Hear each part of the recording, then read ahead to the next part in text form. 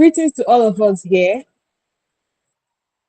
We are incredibly fortunate to have with us today Mr. Hamilton Conford, OP, OPO. I hope I pronounced that correctly.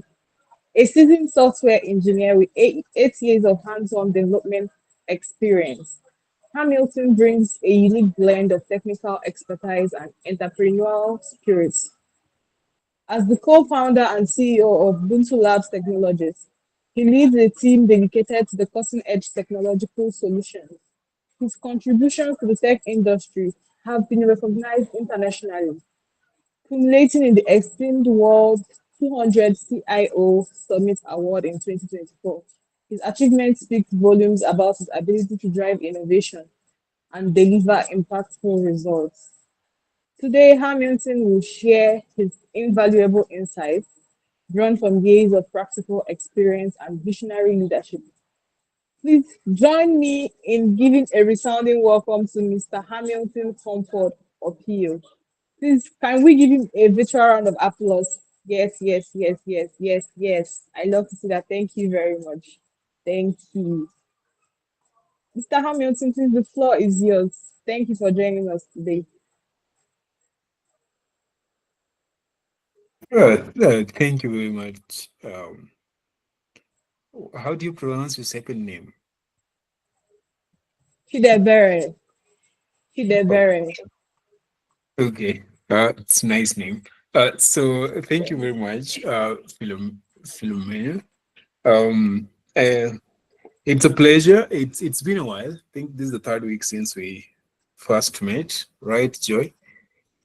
Um, yeah. So,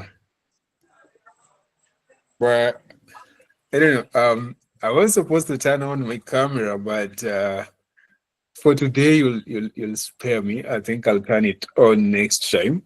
But I hope the voice will surface. So welcome everybody for and thank you for joining this session. We would like to get started right away. So Joy, how long do I have? You're muted.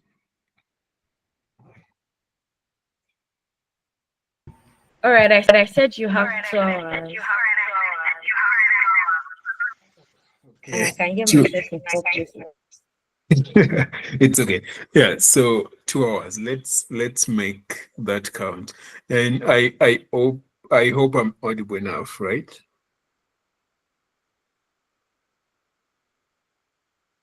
Hello, Philomena. Can you get me? Yes, I can hear you very well. You're audible enough. Yes. Oh, great, great, great.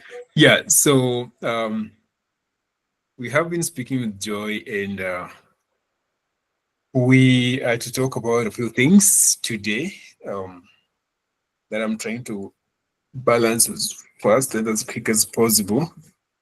Um,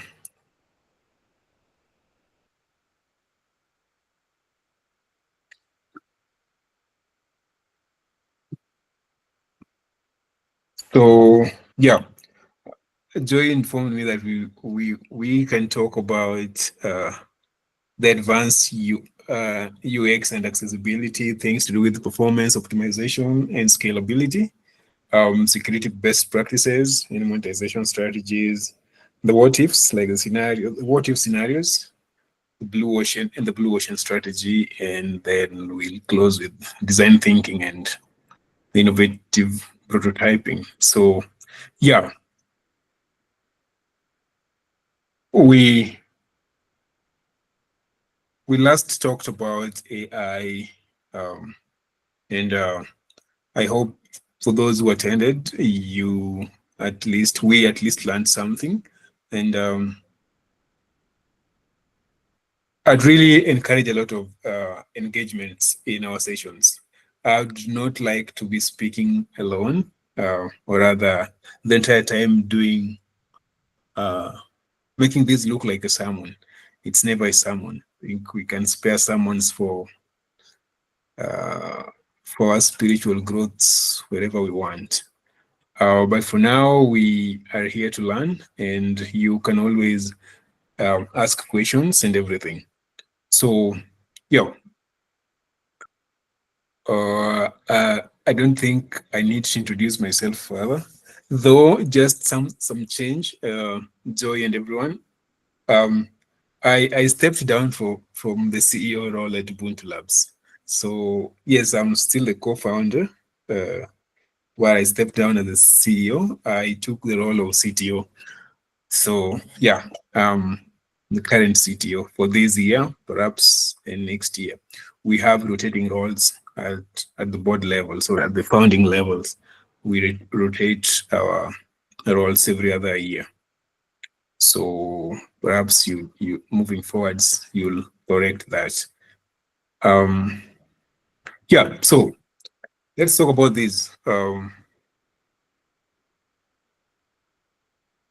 Advanced UX and accessibility. What comes to your mind when you talk about that really is, should be the importance of intuitive uh, design and the user flow and the emotional connection that the developer has with the end user.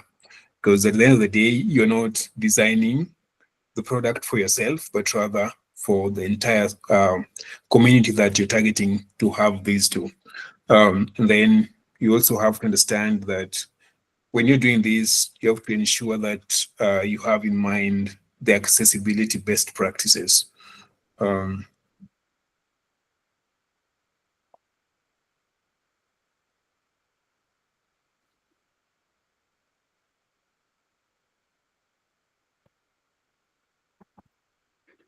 sorry.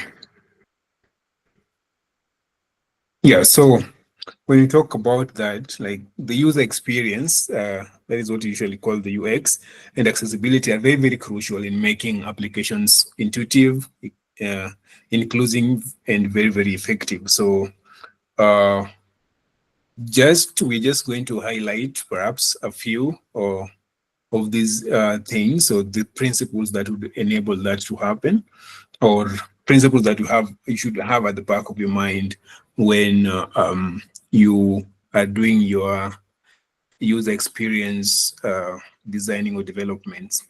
Uh, yeah. So one thing is paramount, or one paramount thing is you have to have a user-centric or user-centered design.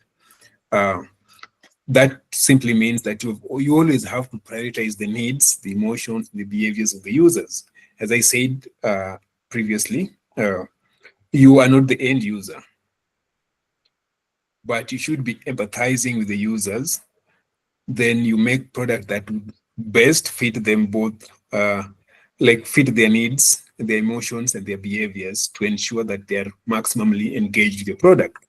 Um, And as you do this, don't make it too crowded, um, but ensure, a second thing, ensure simplicity and clarity.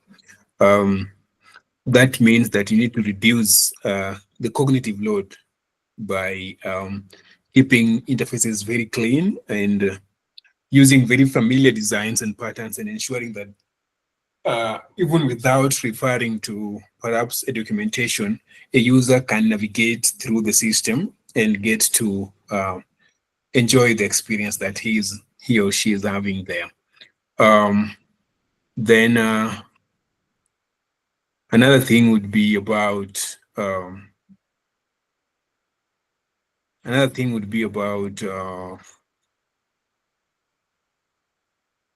my slides are disappearing.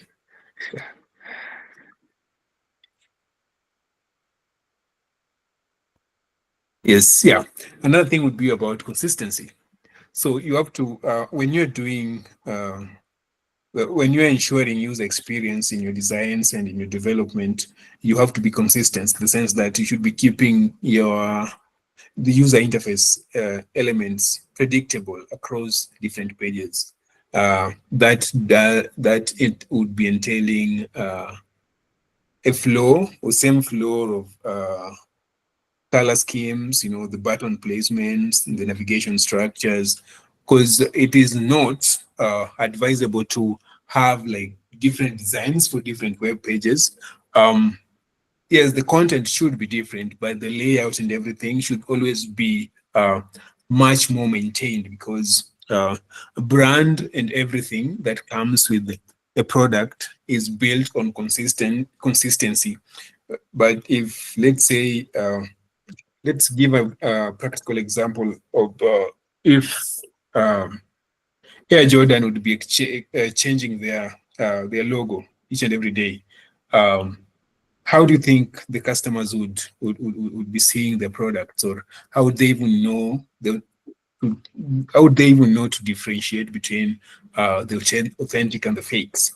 So that consistency in the user interface ensures that whenever, for instance, you've developed a system and I get to that system and look at it, when I get to see the home page and everything, the dashboard, when I move to another page altogether, I see things like um,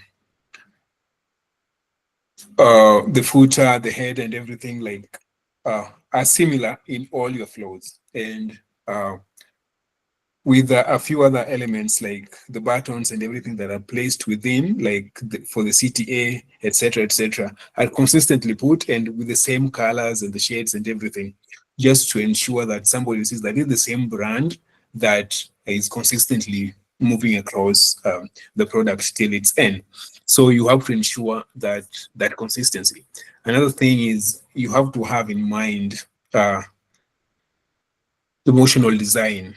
You should design emotionally also. In that, as a designer or as a developer, you should have your app or your system should trigger positive emotions by using, the micro interactions and the animations, like an engaging feedback mechanisms, just to have the end user have that feeling of, when this person was developing this, or even when the idea was coming to his mind, he always had us in mind and knew like what we really need.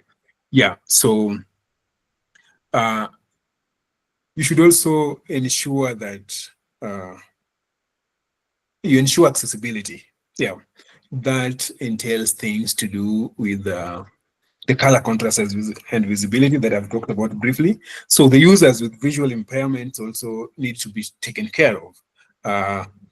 People who have color blindness, for instance, would need high contrast text and backgrounds, etc. So these are things, the nitty-gritties that you need to take care of, so that every other uh, person who is coming with every other challenge that they may be having in their walks of life would be comfortable to use your system. Another thing is, you should be using uh, maybe available tools. For instance, the web aim checker, contrast checker, just really to ensure the compliance with some standards like what's the name of that, WCAG standards, just to ensure that accessibility is considered. Another thing is that perhaps most of the junior the juniors, or those who are starting, and even the seniors sometimes forget about, is the screen reader compatibility. You have to ensure always that all the images have the have text descriptions, and the interactive elements like the buttons or the links also should be having the a I don't know how you pronounce it, ARIA labels, like for screen readers, and also things to do with the text and the voiceovers, like in the iOS, the talkbacks of Android, etc. That would be in Windows, it should be NVDA. Yeah. So just to ensure that uh, the screen reader compatibility is taken care of. And that also would entail things to do with the keyboard navigations and the focus indicators, where this will also this essentially helps with those with the mobility impairments who are relying on keyboard navigations. And also, as a designer and developer, you should be uh, implementing things with tab navigations, sorry, and visible focus indicators. So yeah, last but not least, on the accessibility considerations in your design and development is the dynamic text scaling and readability, where you allow the users to adjust the font sizes. I think this is something that we see these days. It's a common practice. So you can enlarge, or you can choose large or medium or small letters depending on, or font sizes, I mean, depending on how well you can see. So I don't know if maybe perhaps most of you realized there was a very serious exodus from Snapchat in around 2018, and one of the reasons is like they were trying to twist the users. They were trying to think for the users and make users do what they want. And I think there was a case where they lost over 2 million users in a week, um, where they made an update that removed easy navigations, and this confused a lot of users. They're like, no, they started exodusing. So this is why what we were talking about of accessibility considerations, this is why it's very, very much important, and it is something that we need to take seriously as developers. And as a developer, one thing that you need to know, in as much as you might not be an active designer, you should have the design knowledge in your mind. This will help you, as we have said, do all these have all these considerations that we are talking about here today, because that will help you understand really why perhaps people are exiting your product, and they're not subscribing as you thought they would. So really, um,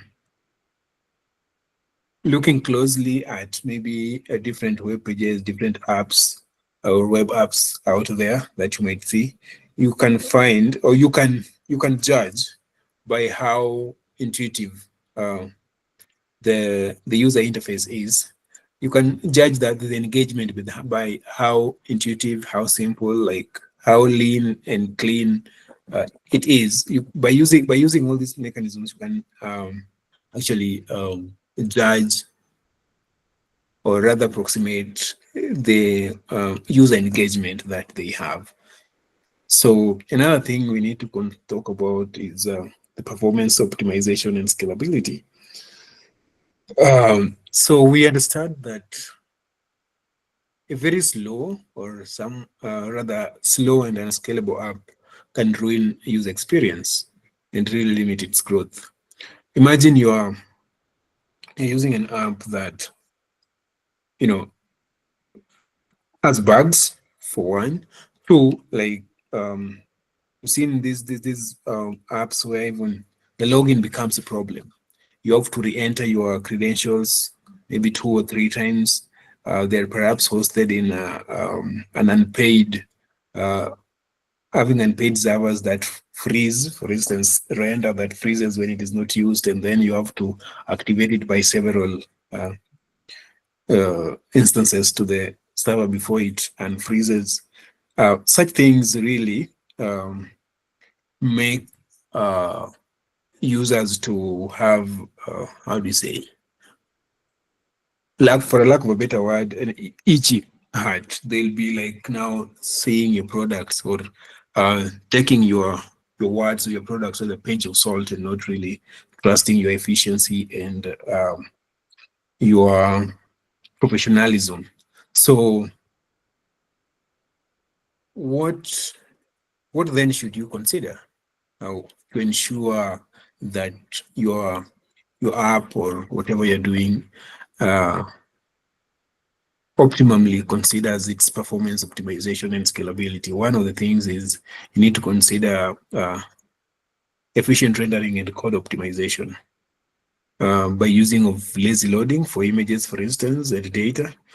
A user would not want a web page, for instance, that is going to load in 5 seconds because it's just trying to load your images, your heavy images. No. So that is why we have things to do with lazy loading. Another thing is you as a developer, you should work on minimizing your DOM updates.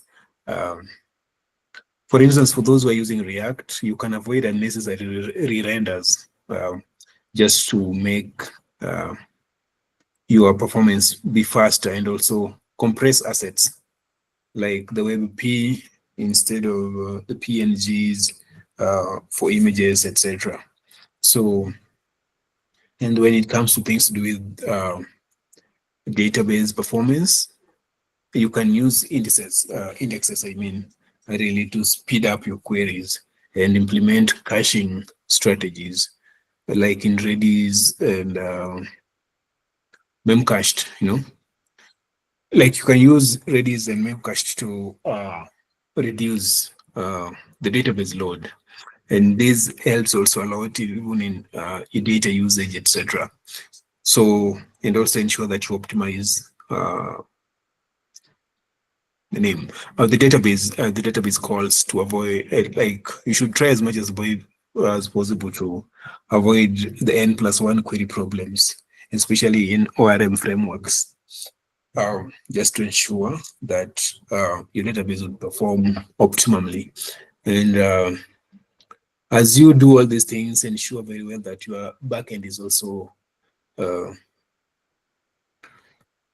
uh, scalable. I mean, by if it is a bigger and a heavier system that has a lot of users, you can implement microservices instead of the monolithic structures.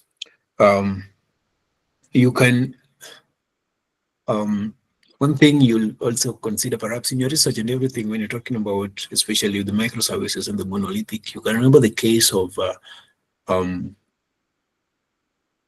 what's the name? This video platform, Netflix.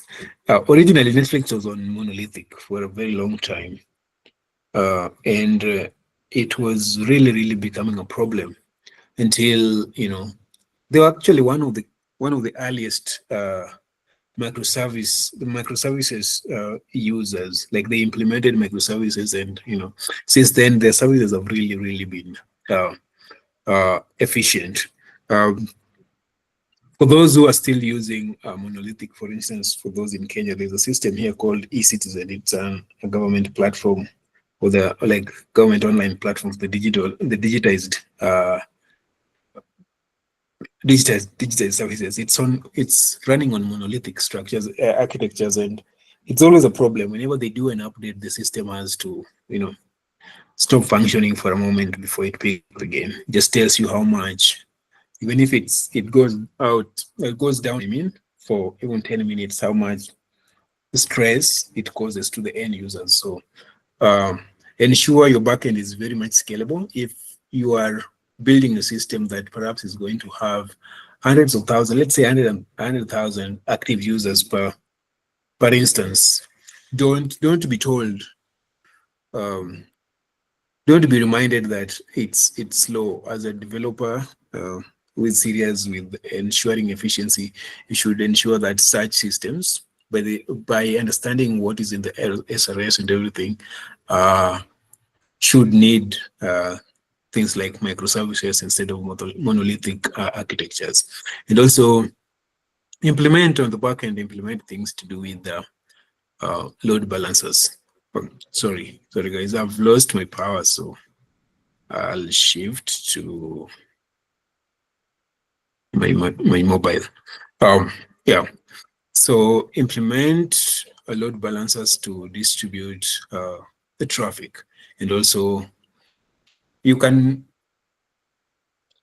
you can nowadays use the best things that we have out there, especially the backend, like the serverless computings with AWS Lambda, things like that, the Firebase functions, for cost efficient scaling. The good thing is they even have some free tiers that, the pay as you go and everything, that even makes it now a little bit more efficient.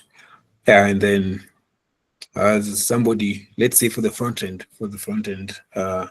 developers and those who want to ensure that front end performs very well, for the front end performance, you can focus on reducing the JavaScript bundle sizes.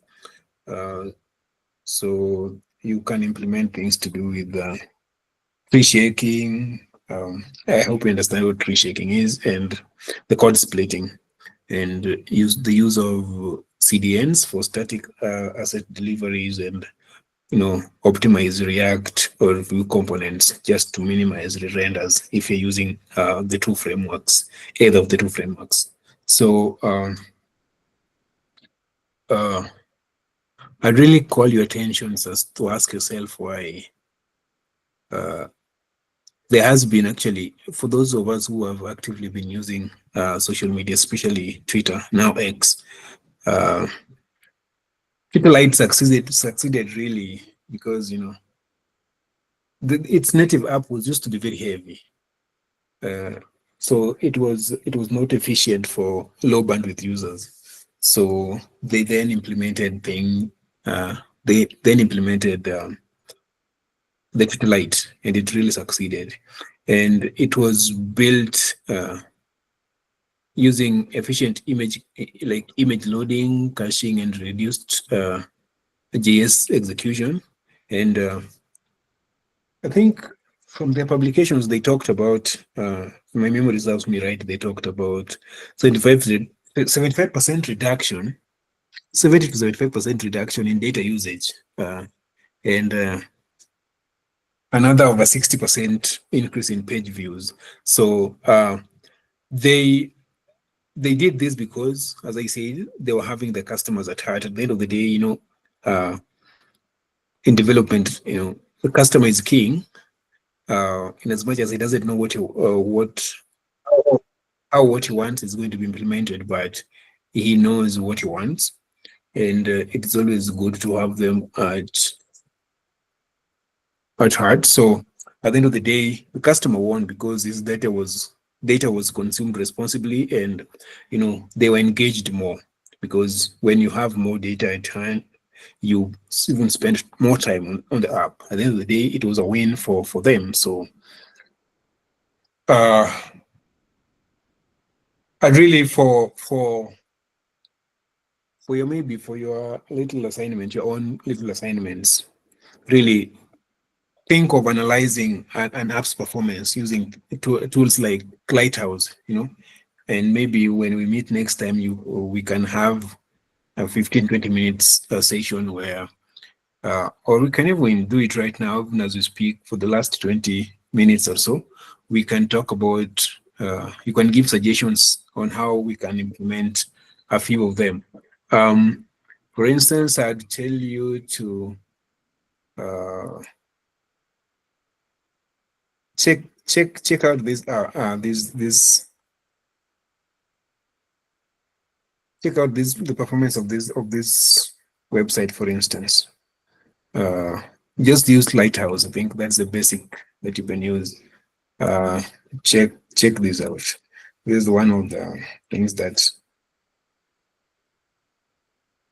I did way back when I first did it when I was in campus. It's a live site. I want to get like maybe 2 or 3 comments on that. Another one should be, let me think of another one. Um, yeah.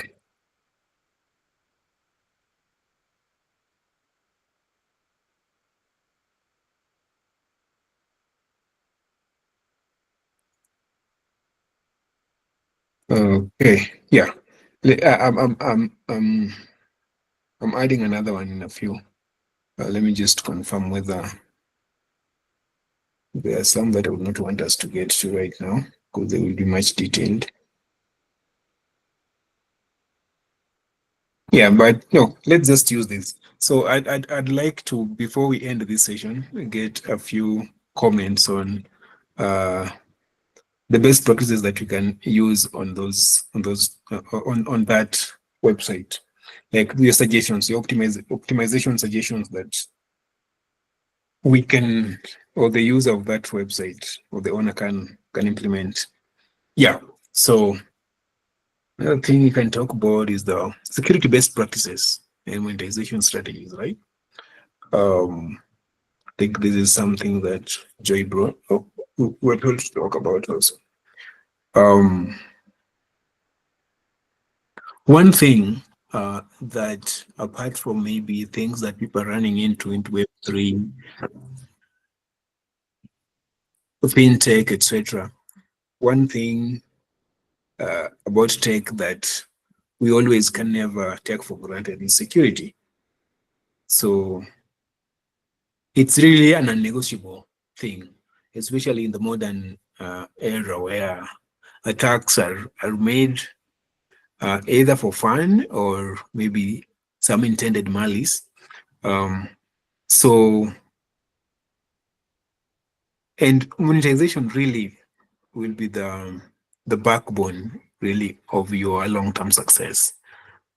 So when I saw this, I really appreciated it being brought uh, to us for discussion as early as now, because these are some of the things that we need to know as we move forwards.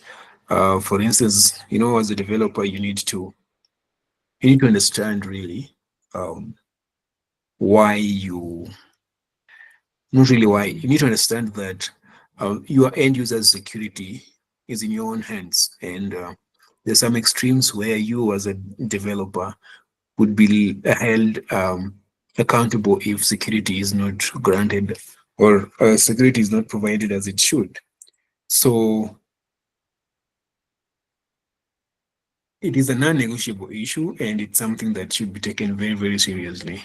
These days, everything and anything can be infiltrated or can be interfered with to the very, very deepest extents that would leave end users regretting why they ever used your systems or your app. Um, yeah, so there may be perhaps best known best practices or well known best practices that we know, things to do with authentications and authorizations, where we are using things like the OAuth 2.0, the JWT, or the session based authorizations or authentications, I mean. We also can be implementing the two factor or the multi factor authentications where necessary. Some come with extra charges, some can be for free, but you have to ensure as a developer that you secure your end users' data and unauthorized access to their data and their systems. And that can be best ensured by one of the things doing by one of the things being authenticating and authorizing with the or the two main named practices that we talked about. That is the OAuth, JWT, or session-based authentications, and then you can also use multi-factor, as most of us may usually call it, two-factor authentications, where necessary, and you choose what is appropriate for you. Another thing is about the data encryption. The data should be encrypted both at rest and on transit. So you should, I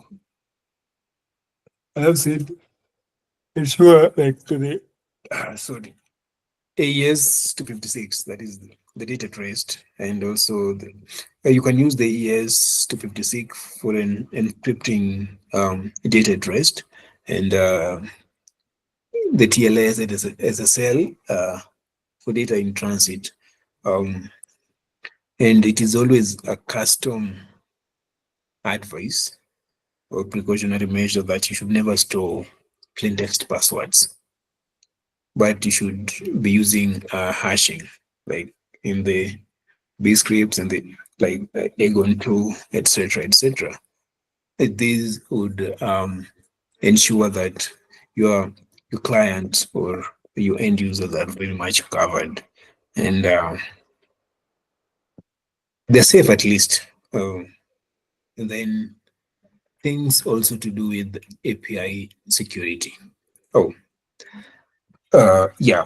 So implement things to do with rate limiting to prevent abuse. use parameterized queries really to prevent SQL injections. And also another one you can use is sanitization, like sanitization, the user input, I mean. You sanitize the user input to really avoid the XSS, the cross-site scripting. Um,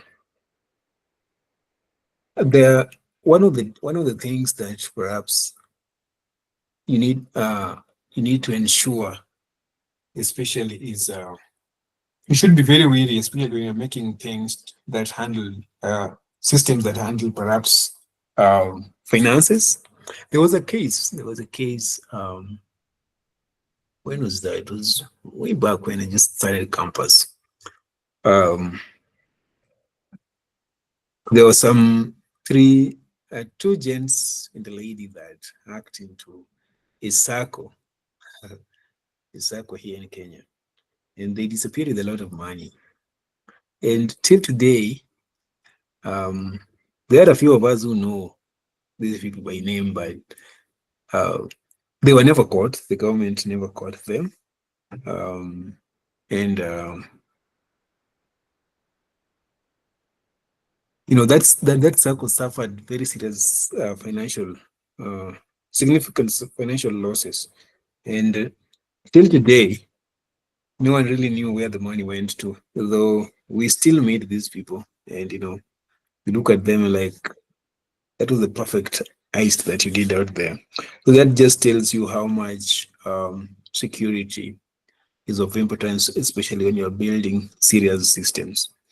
Your security, actually, as a developer, you should ensure that your system is most secure than it is uh, efficient. That is to mean, I don't mean that you be lazy and make a bogus system. What I mean is, um, if your system can be compromised, then however beautiful or however easy to use it is, to the eyes of a regular user, you're pathetic. And now to the development world, you are just as useless as, I don't know what I can equate you with. So always ensure that system security becomes of essence. And then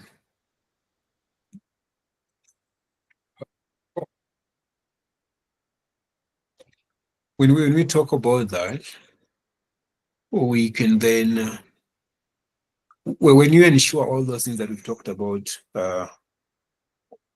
previously, then we can talk about uh, you being a serious developer that can now have a voice in the tech world. And maybe before we get into the other part, the other half that really is more of not more of technical centered, we can post there and have a few chats with you guys, a comment or two, questions that can be answered. Yeah. So the floor is open. You can just raise your hand and ask a question.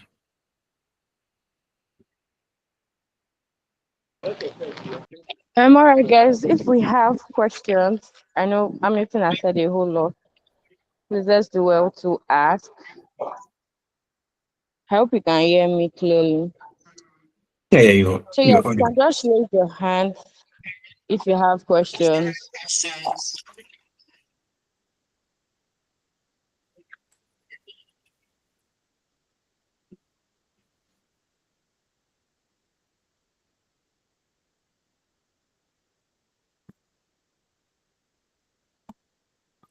Oh, there's a question here from Kyla. So Kyla is asking that can conducting a comprehensive SEO audit be a best practice for optimization? Is that a question? So a simple answer would be yes. So when you're conducting a comprehensive SEO audit, it's really crucial.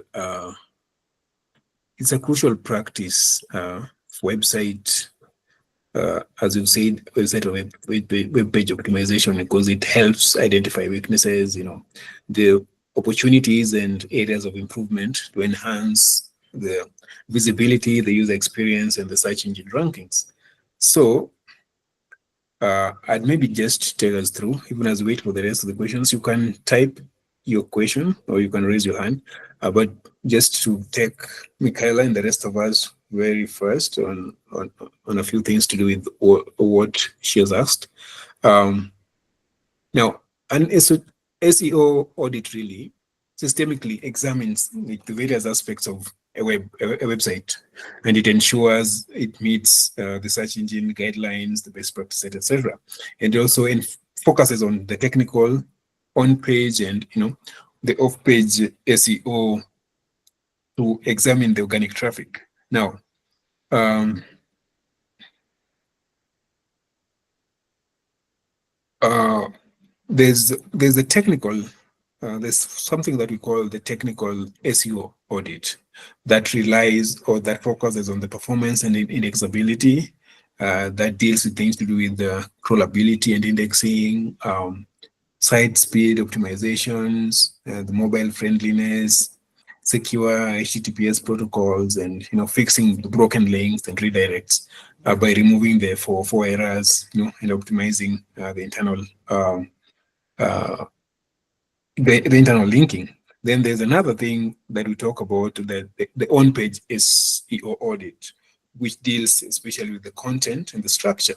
Now, this entails things to do with the title tags and the meta descriptions that ensures the proper keyword usage, the click-worthy descriptions, things to do with the header structure, like from the H1 to H6 tags, the keyword optimization, I think we talked about that, the content quality and relevance, um, image optimizations. And then there's also some other that can talk about like the off-page SEO audit that now entails things to do with the backlinks and the authority. Hopefully, by explaining this briefly, you'll understand why I said yes to what you're talking about. Because you'll be handling, let's say, going yeah, sorry. Yeah, we were on off-page SEO audit.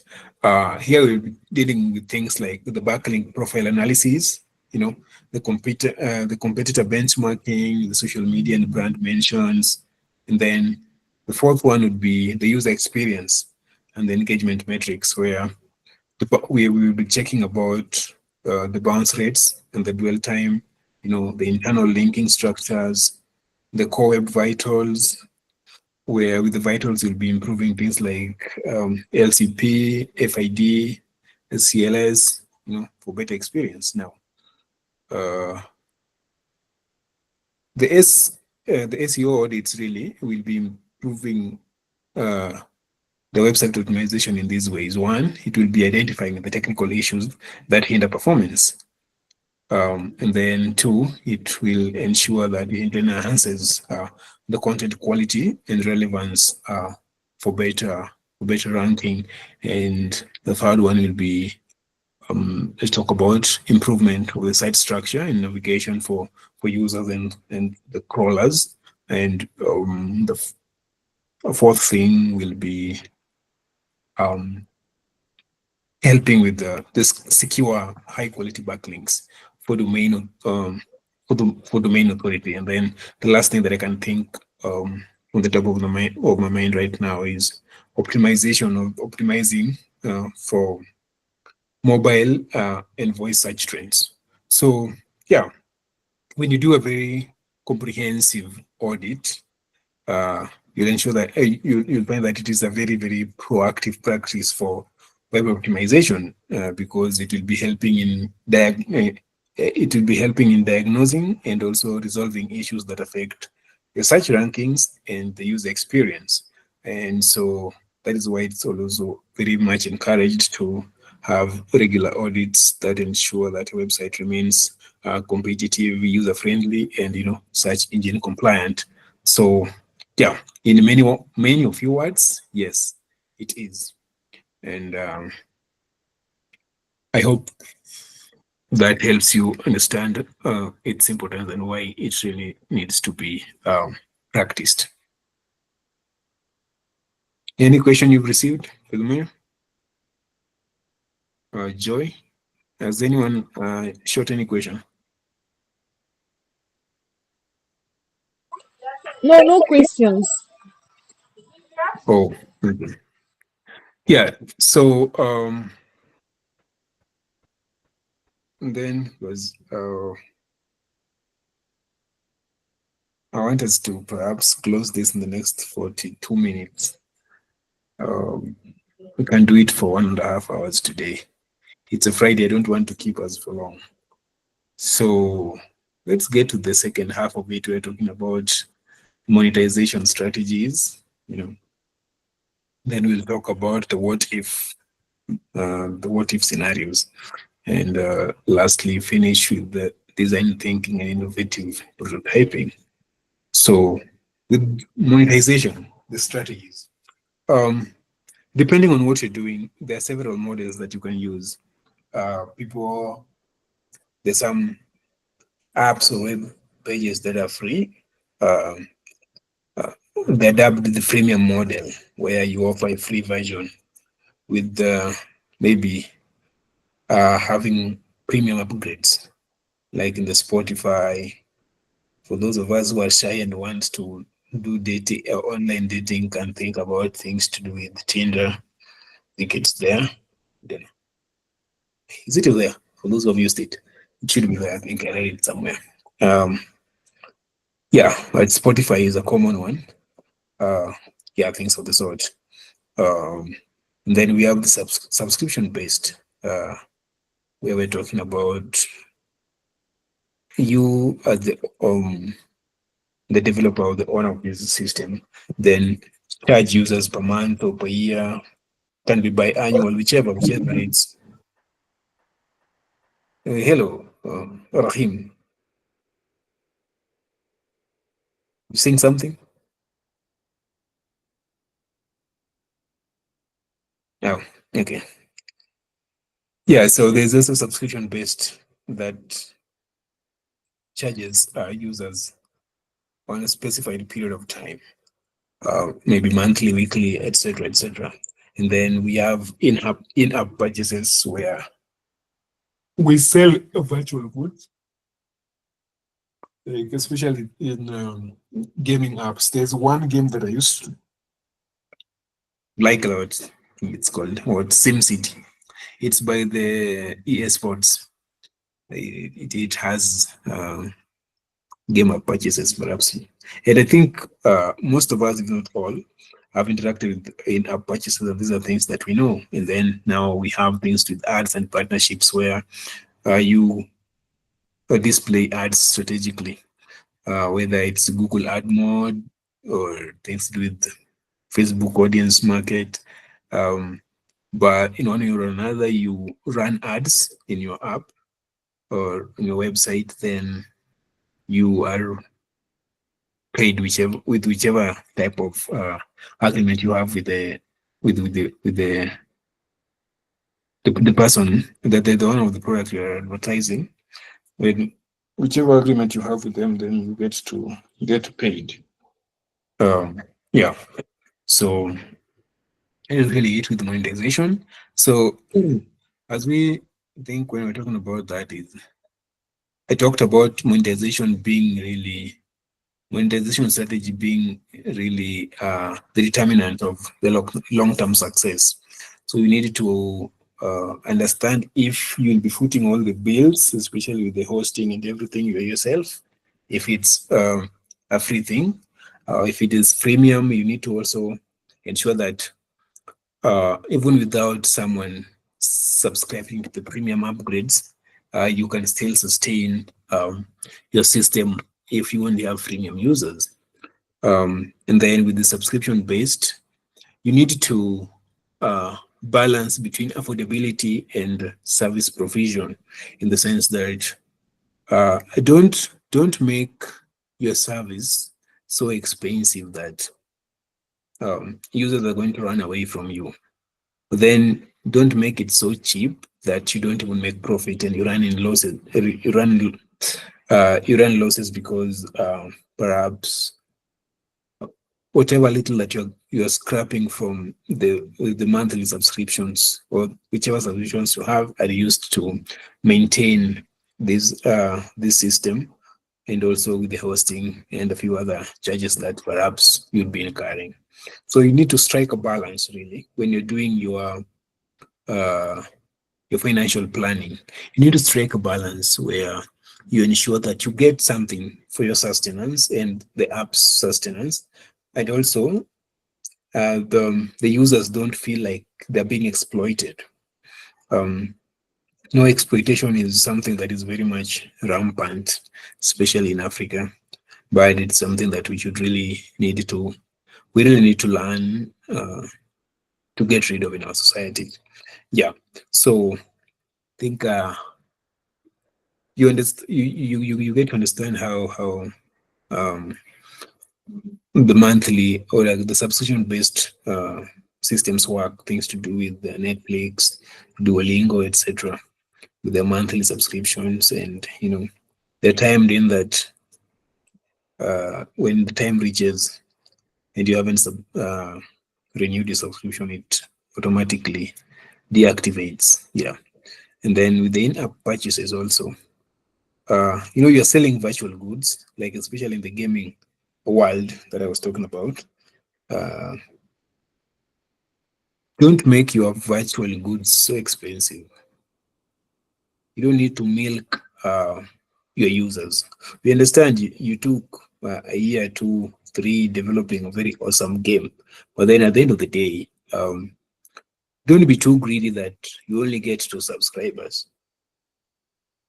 You'd rather, I always tell people who want to monetize, especially their apps, that you'd rather be getting uh, a $0.25 per user than getting $1 per user. In cases where if you put your pricing at $1 per user, you're going to get 10,000 users. But if you put it at $0.25 per user, you're going to get 100,000 users. I hope you get the logic. Because at the end of the day, well, it's over a million users versus maybe 10, 20,000 users.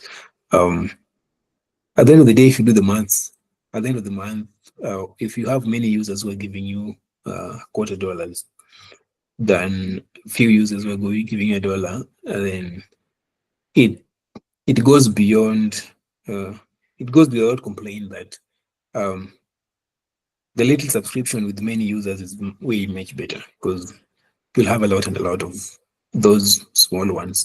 Um, in in in in East Africa, we say haba kwa haba, ujaza kibaba.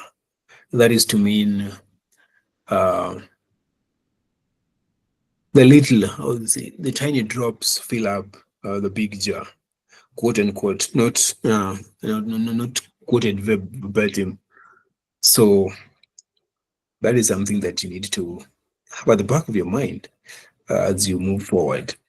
And also the ads and the partnerships, strike a deal that would attract, have a flexible deal that would attract more products to be advertised on your sites or your systems than having it so high that you just get a few. And I've just explained the logic. Um,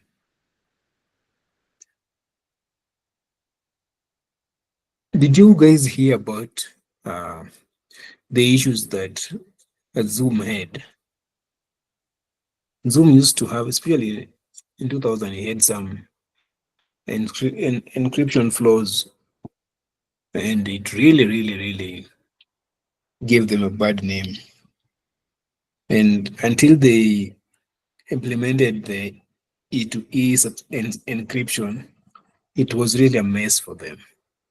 Uh, that just clicked in my mind. I was thinking about the best example I could give with how important security is.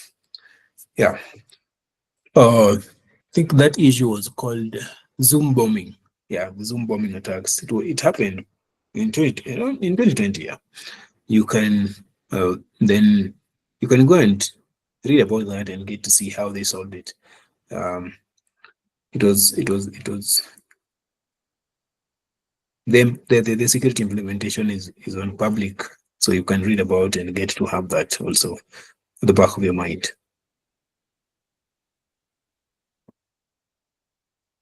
So because these things, especially what we've talked about today, the security and everything, are very much essential, I'd really like to give us a takeaway, um, so that uh, when we next meet, I'd want to see two presentations. I don't know how Zoe or Philomena,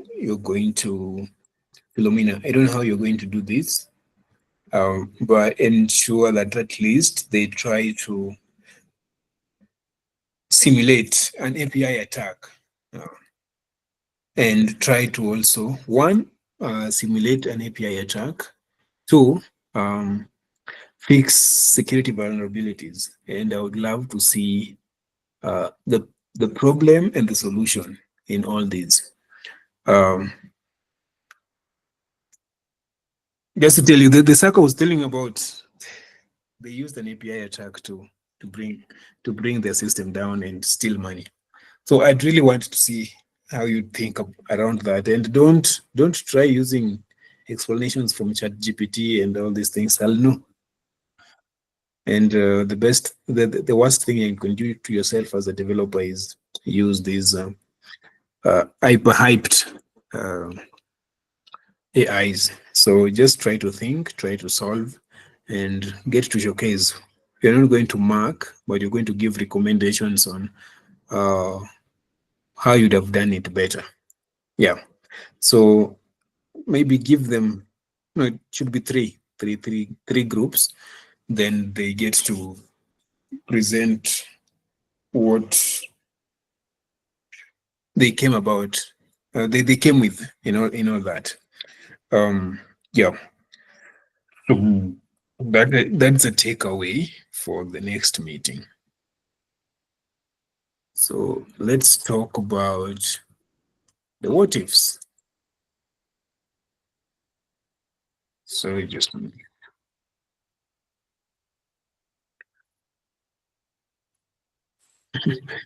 Sorry. Um, let's talk about the what ifs. So for that, we're going to,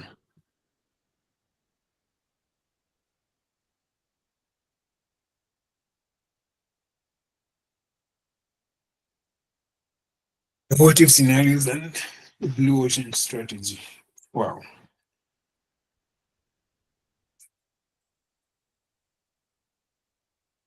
This is where now you need to learn to think outside the box, think beyond competition, think um, both exclusively and inclusively. Um, so the what if scenarios. Um, the first one I'd ask, or I'd say, what if AI could detect emotions, and then just its up, and really, let's say, an AI is used to an app, right? And then if it could like detect emotions and adjust apps UI based on the mood, um, how would that scenario be? And how about, or what if uh, the text to speech entirely replaces the text input apps? What do you think would happen? So I think here I'd like to get your thoughts. For the first, okay, let's start with the second one. What do you think would happen if uh, the voice recognition replaced all text input in apps? Anyone? A suggestion?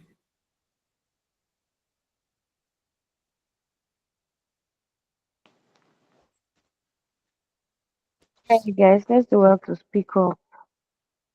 Speaking to everybody, right? So please let's do well to speak up. Just Do well to air your suggestions. Lynn, Michaela, Olanipekun, Sekiru, Adedayo, Ibrahim, and Moshood. Want to hear from you all.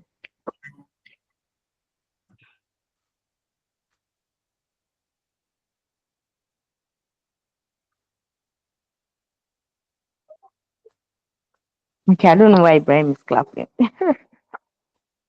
But we ask, right? So please, we want to hear from you people. Yeah, I'd really not wish this to be, as I said, Yes, a sermon. interaction. Anyone? Or you're shy? Okay, Michaela is asking you to like recap the Oh, question.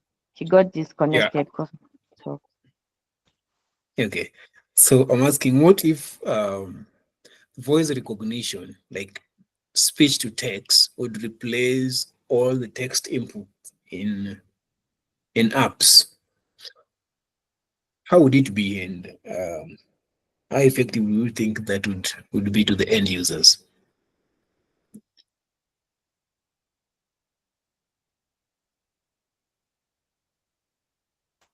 Yes.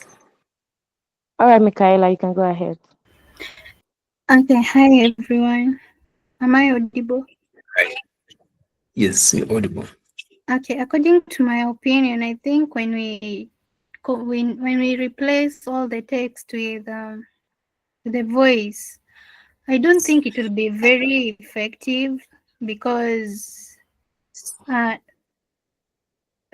training an AI that uses the voice operation takes a lot of time, and also it's prone to a lot of issues, especially if, let's say, you've trained an AI and then it's used to your voice, and then maybe you get a cold.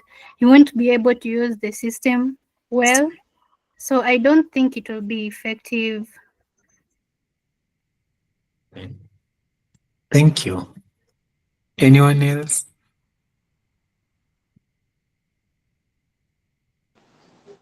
Anyone else? Kudzai, Lynn, Luakemi, Brian, Collins. Let us know what you think.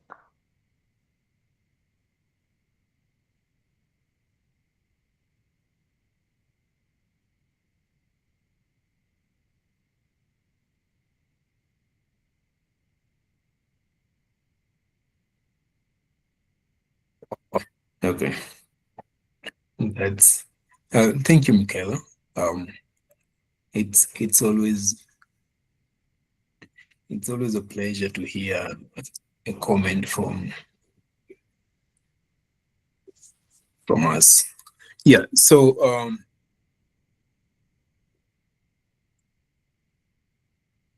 briefly,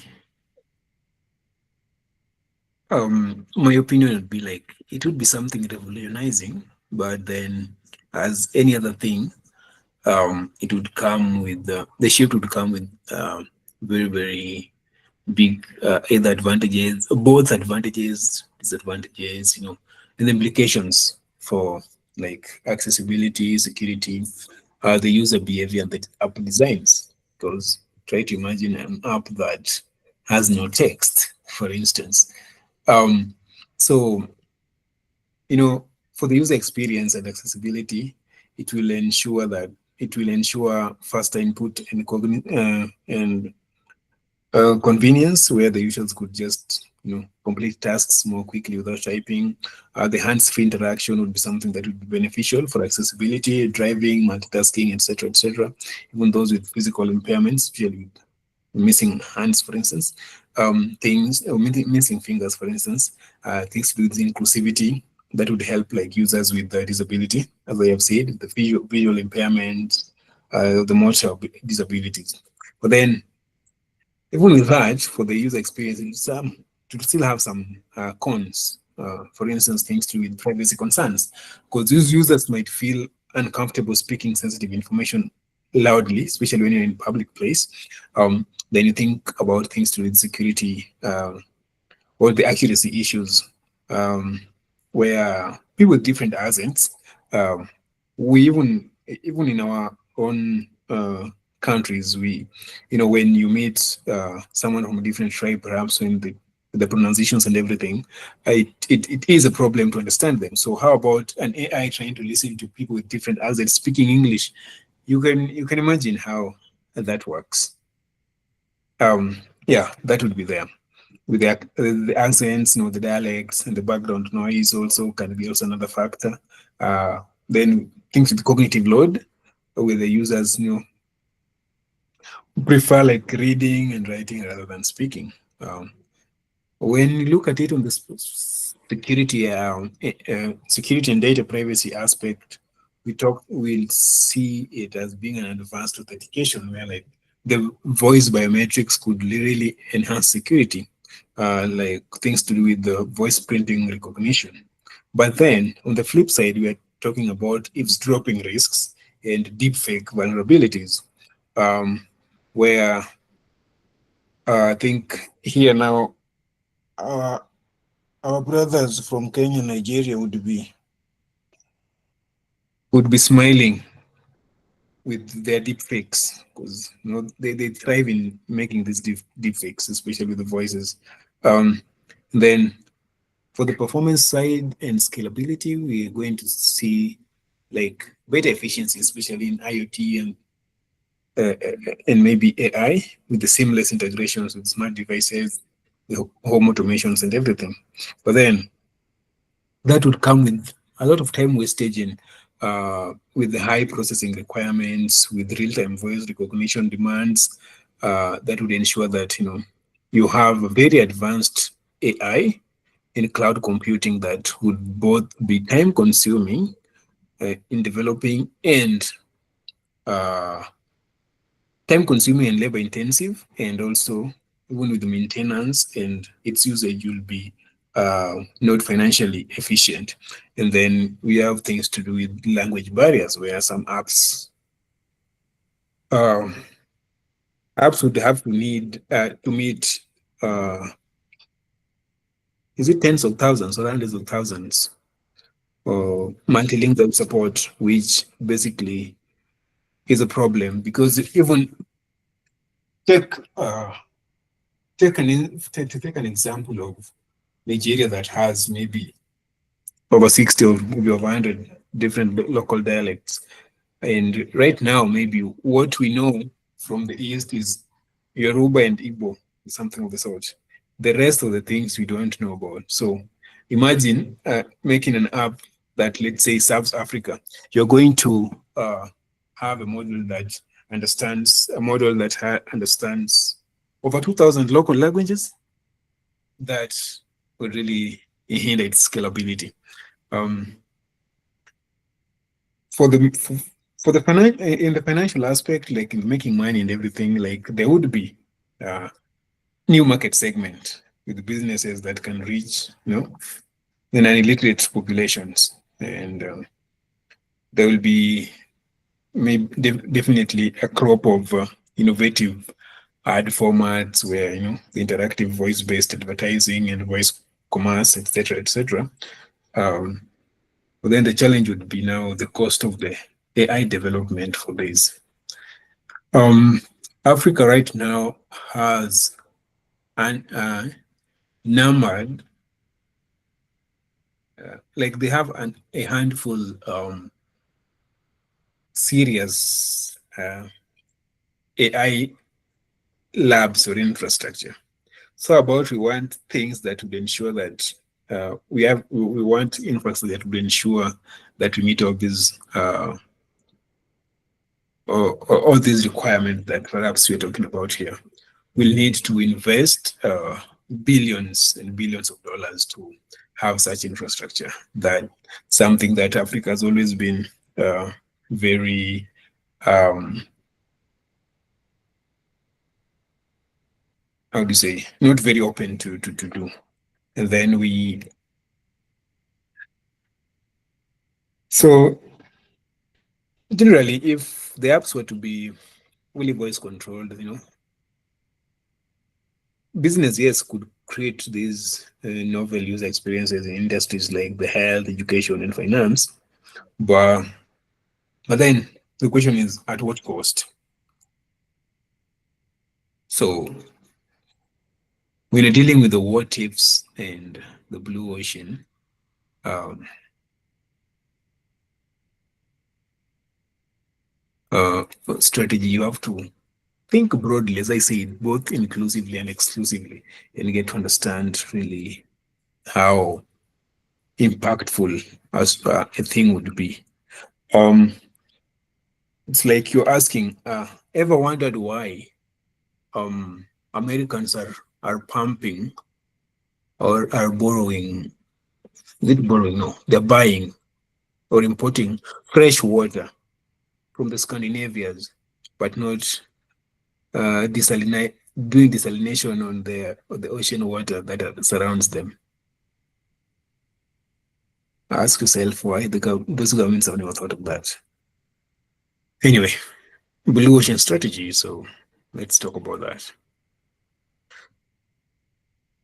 Instead of competing really in saturated markets, create new markets where competition is irrelevant. You know, identify underserved user needs. Develop unique value propositions and reduce costs and create differentiation. The problem with most of us, uh, not in tech really, but as humans, is we we don't we take critical thinking uh, as something that is very very what tasking, and something that is so much labor intensive that we don't want. That is why the other in the first session that we had, when we were talking about what is happening there in the AI, fintech, and whatever worlds. People, yes, you're running to Web3 and all these things, but then what are you people doing? Not everybody should be in the fintech. Not everybody should be having a payment gateway. Why can't we now start thinking of, you know, Africa is unique, and you can be sure that almost um, each and every village in Africa has its own uniqueness. So, just a moment.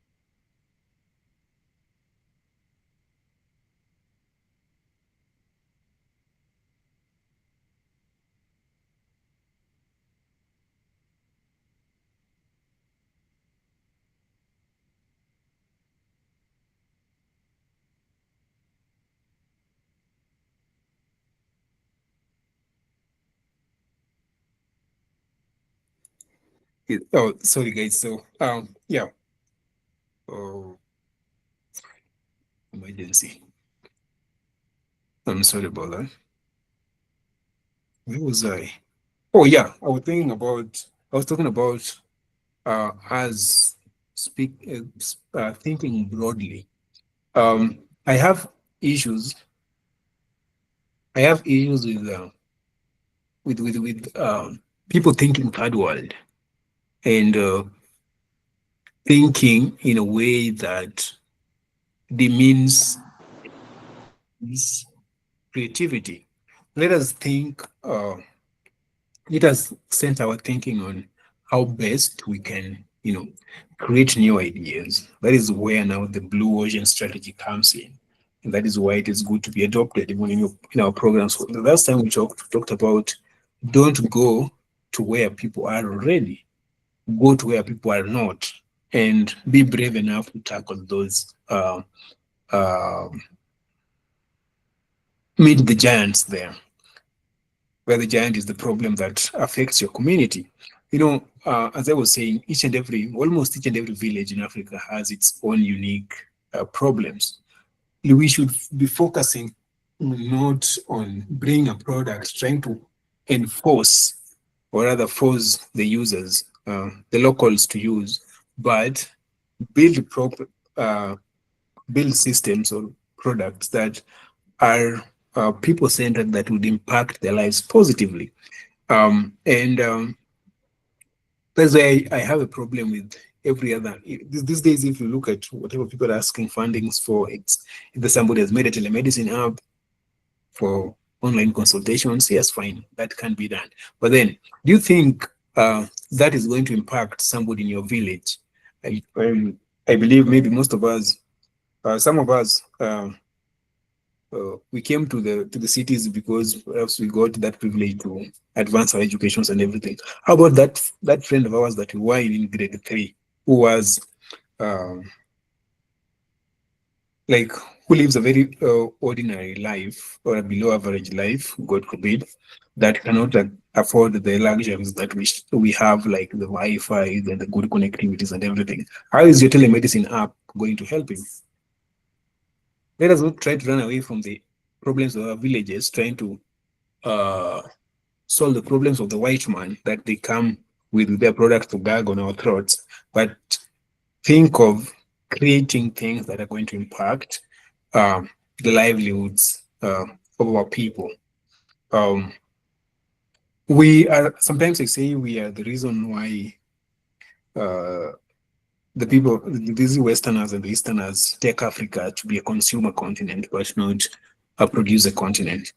Like we readily welcome whatever they bring, even if it is very irrelevant, because most of their products are very much irrelevant to us. But then we just gulp them.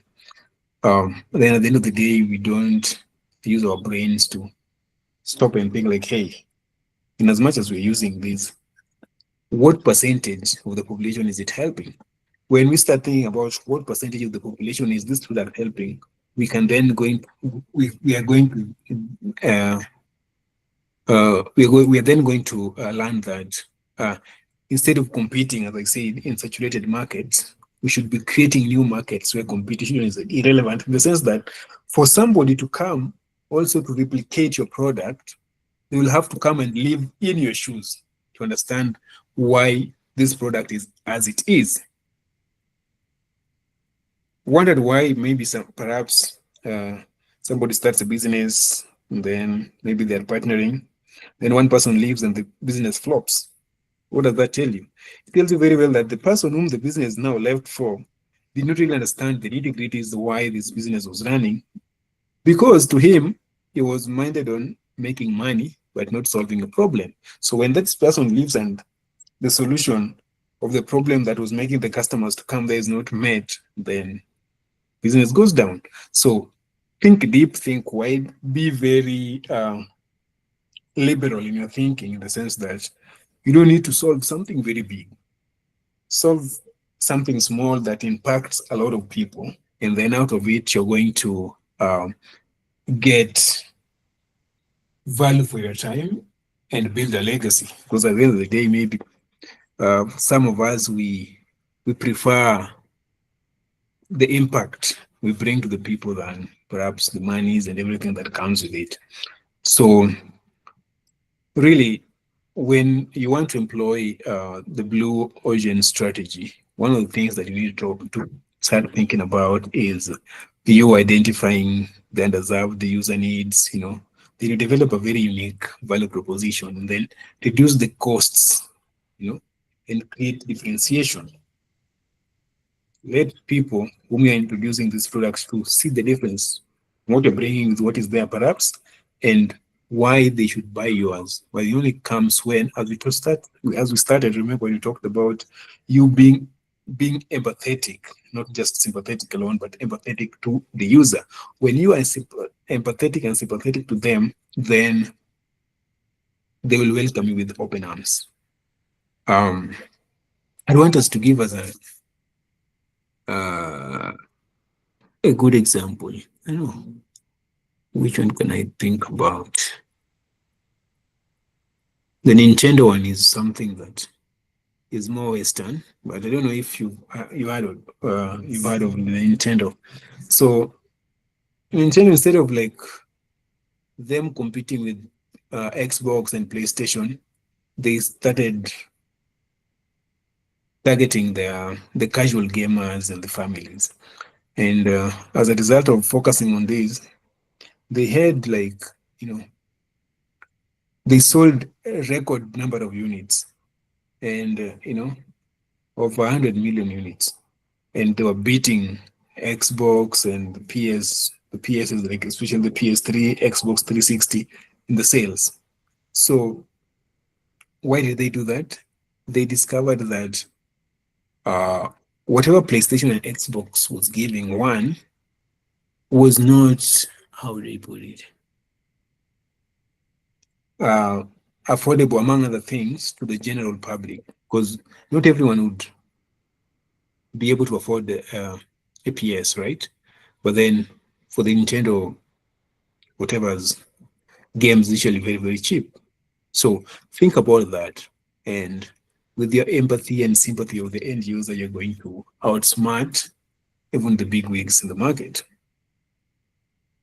So I really wish that at the end of this program, we come up with like startup ideas that targets the untapped audiences.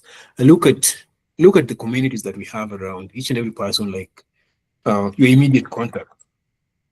What is it that you think or you feel or you know they lack, but they should be having that technology can bring to them and make it be your project, make it affordable, make it efficient, and at the end of the day, rather than you'll realize that at the end of this program, you shall have an idea that you'll say to the community, and this community will reward you for bringing this solution to them. And at the end of the day, as you can say, you can at least have a little reduced uh, stress because some financial burden shall have been lifted off your backs. So, for the next very few minutes, let's talk about design thinking and innovative prototyping. Unless someone has a question, especially on what we've talked about briefly.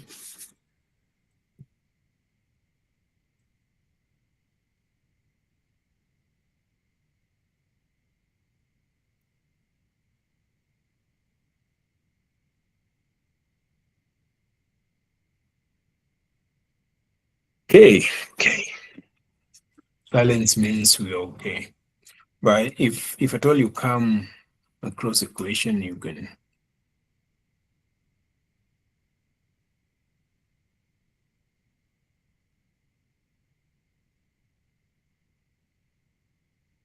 Oh, sorry. If then your hand, not your hand, but your mind clicks on something, you can share or you can write on the chat box, then you can respond to it. Yeah. So let's briefly talk about design thinking and innovative prototyping. This is entirely about solving problems creatively. Um, you know, the design thinking really has five phases where you empathize, understand the user pain points, you define, where you clearly articulate the problem, you ideate, that is in brainstorming the multiple solutions that can be gotten. You prototype by creating low fidelity designs, and then you test by gathering feedback and refine what we have. Now, for the prototype, it can be low fidelity designs or an MVP. Now, and then, yeah, the prototyping methods really include the low and the high fidelities, where the low fidelity talks about the sketches and the framework, then the high fidelity talks about the interactive mockups, Figma, the Adobe XD, whatever's now as for the designing. Um, so, uh,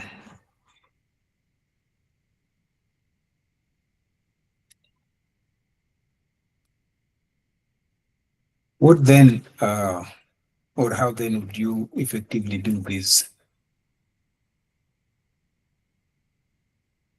Uh, how effectively would you do this? Um,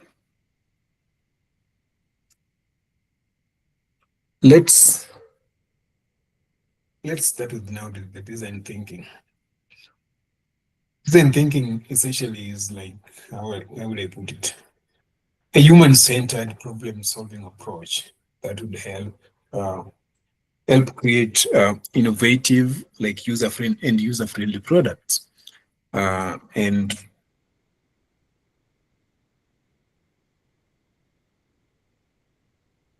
the business strategies to ensure solutions are like desirable, that as in the user needs it, and it's feasible. Um, because without its feasibility, then there's no need even of thinking in the first place. Uh, Feasibility here entails about being technologically possible, and then it has to be viable economic wise. Yeah, so it has to be economically sustainable. So, yeah, as I've said, it follows design thinking follows five-stage process. It's a very flexible five-stage process where we have empathize, empathize, define, ideate, prototype, and then you test. Um, and I think I explained that, where empathizing is understanding the user needs, the behaviors, the pain points through research. Then you define. The definition part of it is clearly articulate the problem statement based on the insights that you've gotten from the empathizing phase. And then now, when you get to the ideation phase, you brainstorm the creative solutions without constraints from whatever you articulated, whatever the problem statement that you defined from your research on that. And then after you've gotten these uh, creative solutions, then you prototype. You build a very low cost, rapid models for potential solutions. They can be several, it can be one, it can be a single MVP or two or whatever. Or if it is designed, they can be different low fidelity designs that you can send for review and etc. And then after that, then uh, the user then gives you what they feel. They give feedback on how they feel about this, and then you define. Now that when you get now into the testing part, where you gather the user feedback and redefine what you've done and provide them, improve the solution. Then, so that at the end of the day, you come with something fully fledged and something impactful. So really, what you have to understand when you're doing design thinking is you can fail very fast and learn very fast. And don't be somebody who sees a glass as half empty rather than half full, because some users will be very scathing in their reviews and tell you how useless that thing is, and some will tell you see the positive aspect of it. Some will be critiquing it in a very liberal way. So you have to understand all these dynamics that you're going to face, so that you don't fall a prey of people who give up easily because someone has said something that is not so pleasant to them. Um, so the goal really here is iteration, where you constantly test, you learn, and you improve until you get the perfect match that fits your audience. Because as I said, each and every audience is unique in its own way. So another thing is, you need to practice innovative prototyping and bringing ideas to life. Um, this is crucial. Prototyping is really crucial. It is a very crucial part of design thinking, where now the ideas are transformed into tangible forms for testing and validation. So if this has to happen, then this happens because it helps reduce risks, improve usability, and also ensure product market fit. Um, so there are several prototypes, types of prototypes in the app development or the development entirely. When we're talking about the low fidelity prototypes, uh, we are talking about in the low fidelity prototypes. We have two that we can talk about. Really, is the sketches and framework, wireframes. I mean, and the paper prototypes. Then we have the medium fidelity prototypes, where maybe you have clickable prototypes, interactive models using tools like Figma, and also we have the uh, mockups like the basic functional versions without full backend implementations. And then we have high fidelity prototypes now, where we have fully functional MVPs, like the beta versions with the core features for real world testing, and also simulations and augmented or virtual reality prototypes for advanced models of for invasive user testing. So how then do these two, like design thinking and prototyping, lead to innovation? One, uh, here we talk about things to do with user-centric approach, where you solve real problems effectively. Into the fast market entry, speed up the development with effective iterative feedback.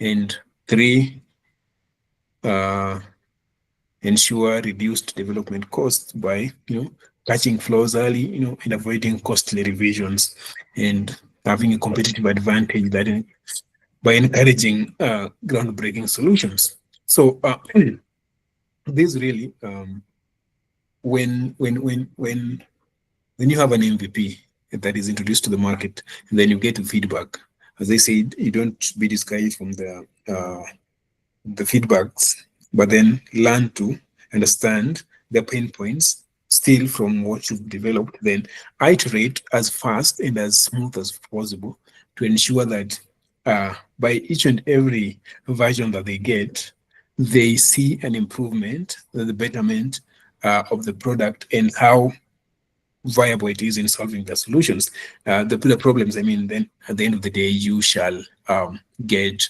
what is needed. I'd give an example. Imagine you are developing an AI-powered learning app, right? Before you get this product, as we said, first of all, you have to empathize. So you have to conduct surveys on students' learning challenges. You understand their challenges, and then after you've known the challenges, now you need to define by identifying the core problems. Let's say if it is a lack of personalized learning, etc., etc. And then once you've known that, you've defined the problem, then you ideate in brainstorming the AI-driven adaptive learning solutions that could best fit them and still feasible and viable enough economically. And then you prototype, build an interactive uh, build an MVP, for instance, and give it out to them, let them test and see and give their feedback on how best they would want this to happen, or if that solves the solution. And then as you do the testing, you do the iteration, and improve this version, this product based on the feedback before full development. So that is basically, in a nutshell, how um, design thinking and prototyping really works. And if implemented correctly, it can lead to a very innovative product that would lead you to um, serious business success. So by iterating user research, rapid prototyping, iterative development, teams can build, or individuals can build a product that truly resonate with users and stand out in the market.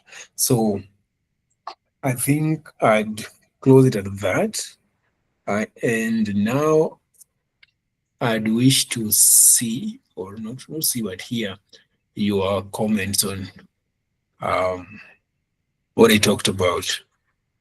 I gave out a website that I wanted to hear your thoughts on its what optimization.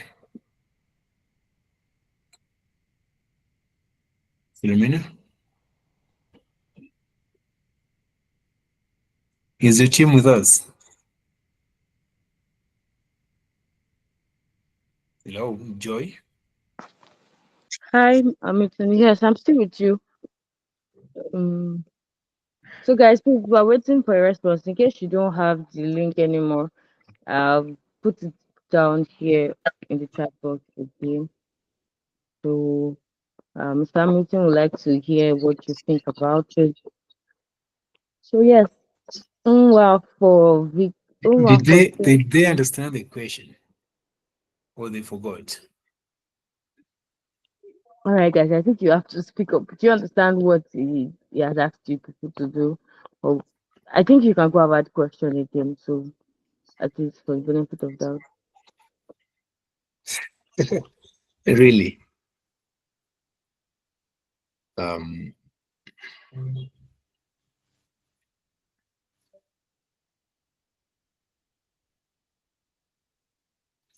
I think this is when we're talking about um, what was that? Let me check where I wrote it.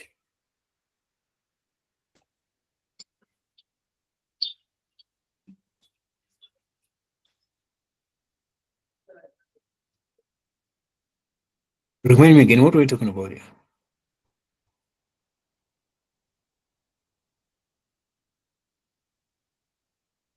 Oh yeah, we were talking about performance optimization and scalability, where I asked us to give to analyze the performance of that website using Lighthouse and Yeah. give yeah, and suggest your optimization, give your optimization suggestions.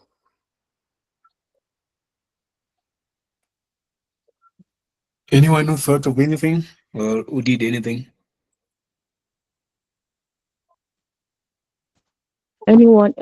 These guys, it's, it's so not comfortable when question is being asked and nobody gives a response.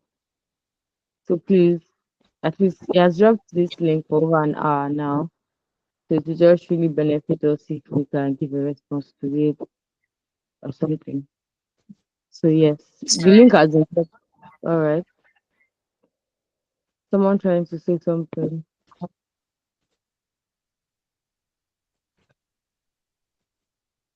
All right, the link has been dropped in the chat box. Okay, I think I'm hearing myself. So the link has been dropped in the chat box, so we can all just check it. Right. So please, we'll be waiting for your feedback, for your response. Ibrahim Collins, Charles Adejayo, Michaela Sikiru, Jay, K, Ryan, Lynn. Please, we're waiting for you. At least you all have been in this fashion to start.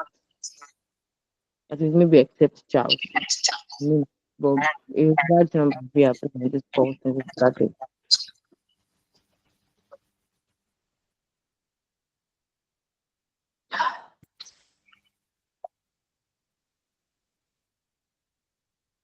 Mr. Comfort, please, can you please repeat the question just once more so Michaela can give a response?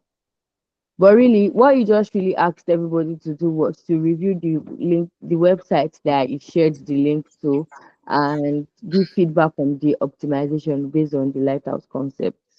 Yes, use Lighthouse to test the website performance.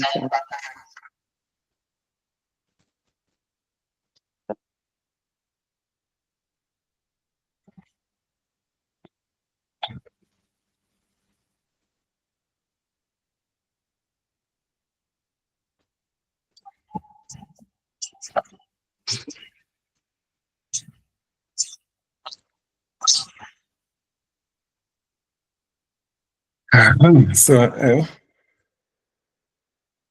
don't think we'll have a whole day here.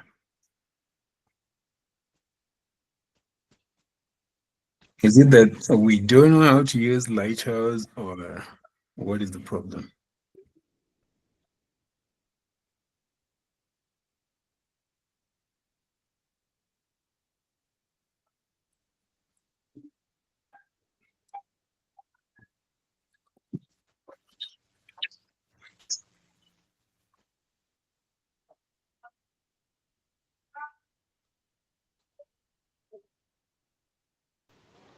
Sorry.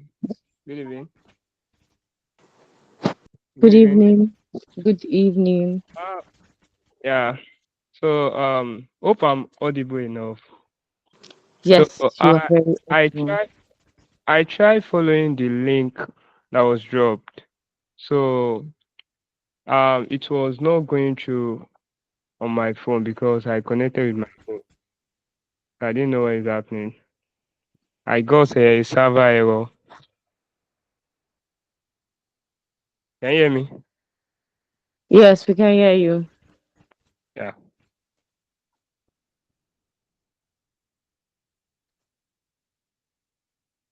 Server error. Yeah, you guys would. Well, but it shouldn't be that because it's working on my own end. I just opened it with my phone and it's really working well.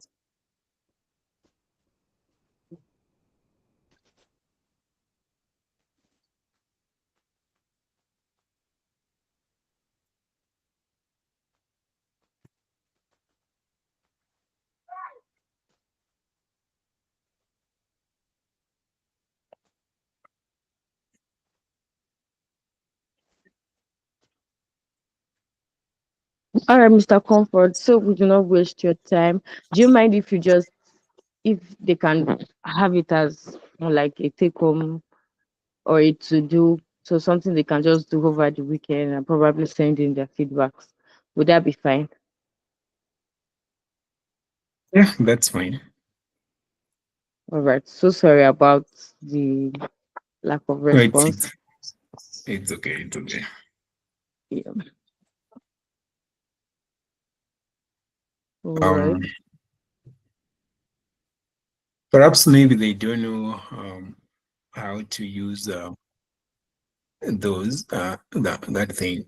So just to help them. When you're Okay. going to do this, you can do this on your own. It's for your own benefit. Um, Log into that, like load that website. Then I hope no, before you do that, just ensure you have the Lighthouse extension, Chrome extension, if you're using Chrome or whatever. And then after you've opened the web page, then go to the extensions, click on the Lighthouse, then generate reports. And then from the reports, go through everything: performance, accessibility, the best practices, the SOE, both for mobile and desktop. And then um, give suggestions on how best whatever the ratings you're seeing there can be best optimized. It's just that simple.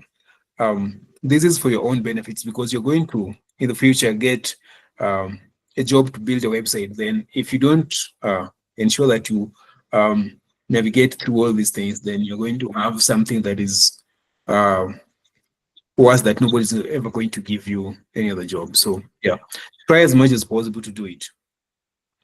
I think maybe you didn't know how to use that, but that explanation should surface. And not just the link that I shared with you. You can then get any website, then test its performance and everything using Lighthouse, then just share the report details. Just that.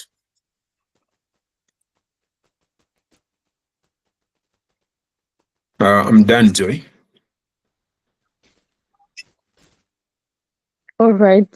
Thank you so much, Mr. Hamilton. Ah, well, I would have really expected. Oh, okay. Brian actually just gave a response. Uh, so yes, I did dial. So this lighthouse was actually also how to do it was a walkthrough was also given in the last class, in the last mentoring session we had with Ayomi today. Brian, I think you can go ahead and speak. Yes, Brian, you can go ahead and talk.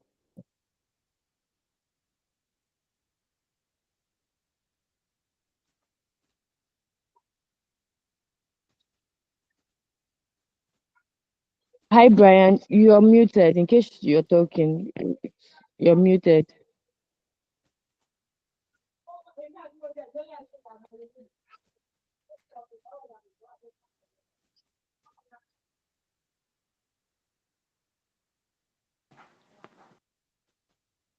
Brian, we still Hello. cannot hear you. Oh, all right. Okay. Hello. Oh, can you hear me? Yes, sure. I can hear you. So I was looking at the report from Lighthouse regarding the web page performance. Hello? Hello, we're here with you. Oh yeah. So there's the SEO check that checks to ensure that the page is following the basic search engine optimization. And the site has been given a rating of 75. So the issues that have been identified are the document doesn't have a title element, the document does not have a meta description. The meta descriptions are included in the search results to give the summary of the page content.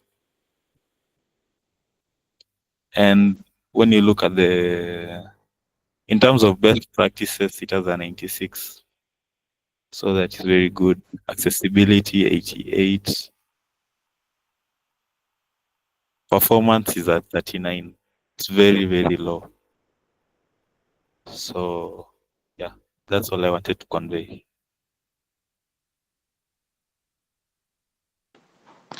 Thank you very much. Michaela, yeah, you can go ahead. Your hand is raised. Hi. I'm Hi. getting different results from Brian. I don't know if that's an issue or it's okay. Because on my side for the SEO we have 82, and then the best practices we have 93. Then the accessibility is 89, but the performance is 19. So I don't know if it's an issue on my side or it's okay. Mr. Comfort, do you want to say anything to that? So why they have different results?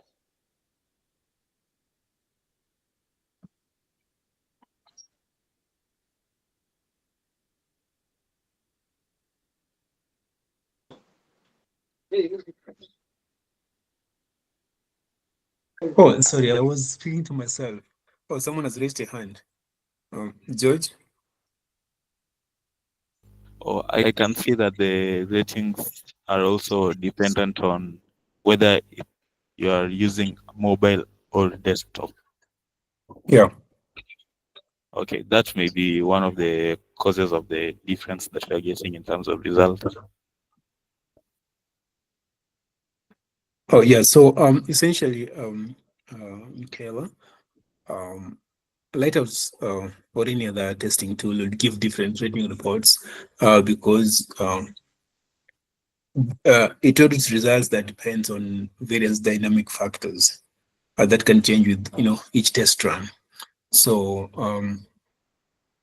one, you have to take cognizance of network and the server conditions, the internet speed. For instance, if your connection is low, the Lighthouse may report longer load times. The server response time, in the sense that if the server is under heavy load, then the response time may vary. And then we have the CDN caching, where if the content delivery, if the CDNs or cache behave differently, then performance may shift. Another thing you also have to have in mind, where perhaps you'll be having different different results, is the device and the hardware differences, where the CPU throttling, where now this Lighthouse now simulates a slower device to mimic real world conditions, but the results can vary, and also things to do with memory processing power. Um, So if you're running this audit on a high performance machine versus a low one, it has to give also different uh, results, and also the battery and the background processes. So like other apps uh, running in the background can also affect the results. For instance, if you have a lot of processes going on, just as I've said, and then variability in render blocking, and also third-party scripts that deals with dynamic ads, the trackers, or the A/B testing scripts that can delay page rendering differently on each audit. Also things to do with the third-party APIs and the lazy loading can also affect that. So also the things, another thing that perhaps Brian George has talked about is the mobile versus desktop mode. So the different testing profiles will simulate different conditions.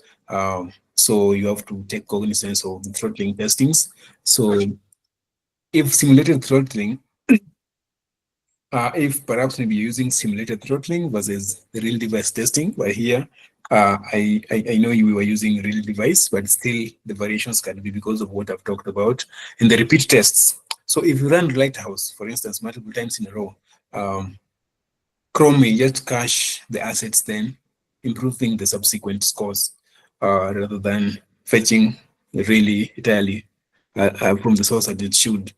So yeah, uh, that would be the causes. And then things to do with, oh, it has a lot of things because you can even be talking about things to do with the page content and the DOM changes, where we have the dynamic contents, the CSS, JS changes, but those are, I didn't think they would be relevant, especially in what we are testing currently. So yeah, so if you want something more consistent with the scores, uh, run multiple tests, then average the scores, and then use Lighthouse, especially in the in incognito mode, um, to prevent other extensions, from interfering, and also um, test this especially when there's no much traffic on your network, also, or if you're using a hand mobile device, that can be a little better, and also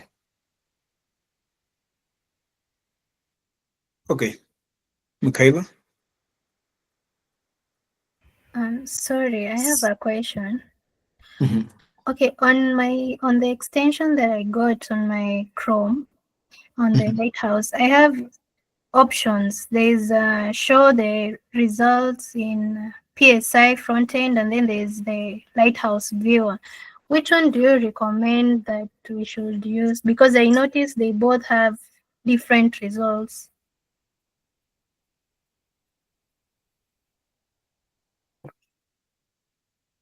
Have you understood my question? Yeah, I've understood your question. You're saying or you're asking which one to use, I or was asking which the one would you Lighthouse recommend? view or PSI front, like? Yes. Oh, okay.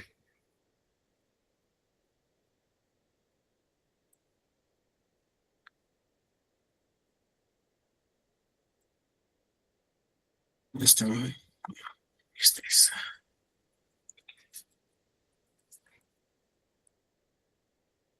Um, just a moment. Let me sort something here.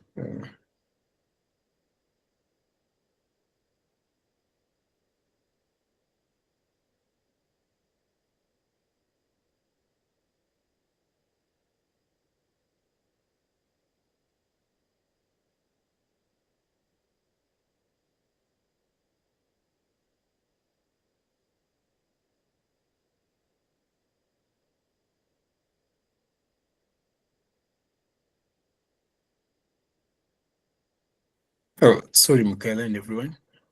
Yeah, I would really request to we wind this maybe after we have answered you. I need to send something very, very urgent. Yeah. So talking about, you're asking about PSI and PSI frontend and Lighthouse viewer, asking which one should you use, right? So they're both used for analyzing web page performance, um, though they serve different purposes and use cases. So, for instance, I just take us through the PSI frontend. That is the page speed insights. It's usually best for when you're talking uh, about things to do with quick performance reviews, the field data, the SOE forecast optimizations, in things that are non-technical, like the non-technical users. Um, and it usually uses both lab data and the field data, and provides core web vitals like the LCPs, the FIDs, and CLS, um, and also it offers both the user the UX and the SEO focused recommendations, though it is mostly limited to things to do with debugging insights and compared to like the other Lighthouse user, and does not also allow custom test conditions like the network throttling, the field, and also another thing with them is another thing with it is uh, it's escaping my mind. Yeah, the field data. The field data should also is only available if Google has collected enough data, user data for your site. So that is the limitation using the PSI. Whereas in the Lighthouse, Lighthouse can can best be used for performance debugging, testing in controlled environments, like developers looking for, especially for developers when they're looking for in-depth reports about the website or the web app. Then uh, things to do with custom audits with adjustable settings. Um, so in essence, Lighthouse Viewer is more of custom friendly, that you can customize things and get to see test at different environments. Um, uh, just as the other one, it also provides lab data, but only lab data. It doesn't provide the field data, but it allows manual adjustments of network speeds, the CPU power, and also the device manipulations. And it gives much more detailed breakdowns of performance issues than the PSI. And it can run virtually on several platforms like the Chrome DevTools, the Node.js CLI tool for automation. Though when you're using it, it does not provide real world user data, because we talked about tweaking and everything, and also it requires more of technical understanding. So unless you know what you're doing, especially when doing the tweaks or the customizations, then I'd not recommend that you use it. And also it is also not advisable to run tests in it consistently, like multiple times, I mean, because it will lead to a very inconsistent scores, because you'll be having different test conditions. So, yeah. So, depending on the use case, if you want to check real world user experience, use PSI. If you want to do the debugging that entails a lot of development and everything, use Lighthouse. If you want to get to the core web vitals metrics, PSI is always the best. What else? Testing, when you're trying to test different devices, then Lighthouse would help you. Like that is entails both different devices and the network conditions. Then Lighthouse is fine. Another thing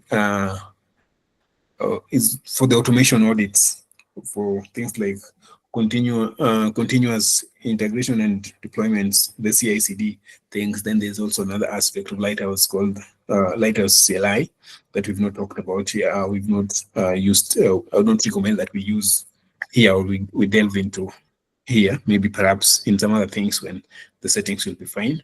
And then when you want to do SEO performance checks, the PSI is fine, just as we talked about previously, and also the local development testings, because Lighthouse is more developer um, inclined, then you can use Lighthouse Viewer.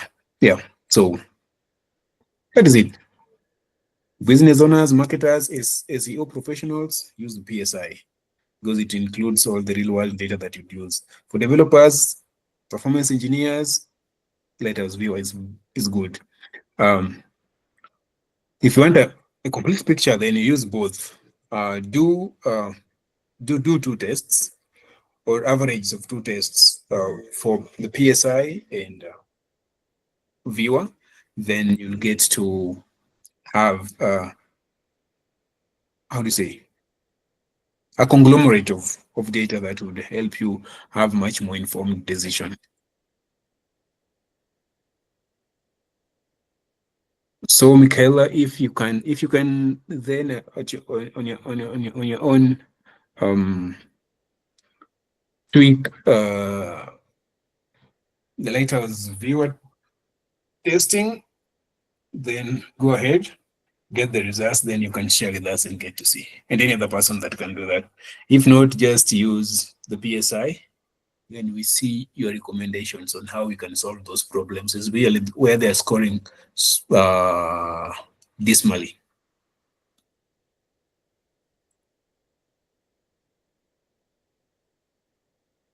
Yes,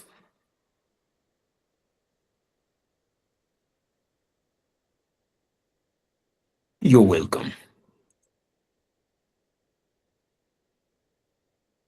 Joy, we are 4 minutes past. Can Yeah. we, can we call it a Thank- day already? yeah, sure. Or is there anything?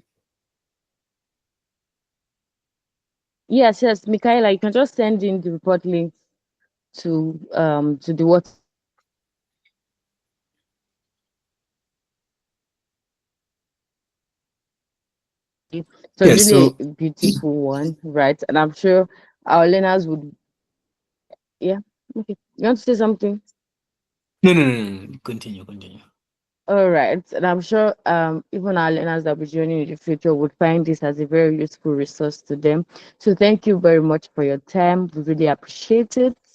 Um, I said somebody, does Michaela want to give like a vote of thanks to Mr. Hamilton on behalf of everyone on this call? Do you mind, Michaela? No, I don't mind. Thank you so much for the opportunity. Uh, Thank you, Mr. Comfort, for answering our questions and the elaborate session. And we are so grateful for this opportunity. We are learning more, we are skilling, and thank you so much. Um, you're welcome. Just maybe to say this, um, I'm always available. Uh, you can reach me through Joy or directly, whichever the case. LinkedIn, WhatsApp, or anywhere if you have anything.